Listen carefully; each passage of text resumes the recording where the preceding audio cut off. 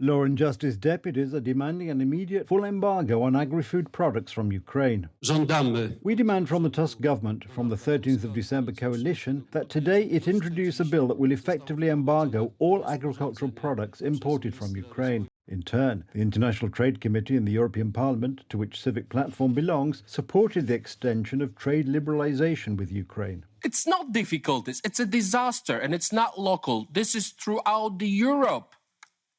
So your language will not change the reality. We have to stop it to be able to help Ukraine in many other ways. If you want to help Ukraine, send weapons. I'm talking to Germans. Send weapons, be active.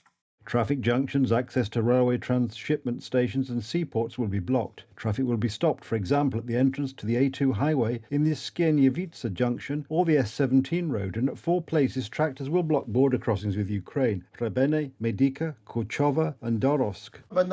Border crossings will be blocked because all the evil is there. We pointed out last year that grain arrives illegally, that it is uncontrolled. The current rulers said they have solutions for this. They came to power and don't have those solutions either. NSZZ of Individual Farmer Solidarity stresses that the struggle is not only about Polish agriculture, but also about food security for all Poles. The uncontrolled influx of agri-food products from Ukraine and the assumptions of the European Union's Green Deal are hitting the agricultural sector directly, making it no longer profitable for farmers to produce. And it will get worse.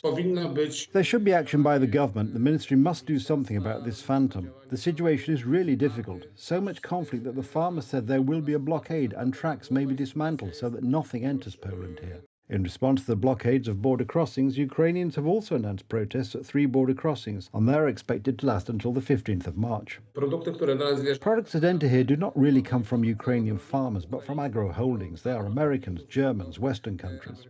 At the end of January, the European Commission worked out guidelines for extending the trade agreement with Ukraine, which means importing agricultural products into Europe duty-free until the middle of next year. Poland is the country which, because of its location, suffers the most. Farmers are also opposed to the assumptions of the European Green Deal, which burdens agriculture with further costs, in addition to assuming a reduction in the area of cultivated fields. This could be a bit of a people's spring. European Union commissioners may be scared off by parliamentary elections. That's why the protests covered not only Poland. In early February, Brussels was paralysed. In recent weeks, tractors have blocked roads in Germany, France, Spain, Italy, Greece, the Czech Republic and Hungary. Farmers from European Union countries must comply with a number of restrictions, such as restrictions on the use of pesticides. Farmers outside the community no longer face such restrictions.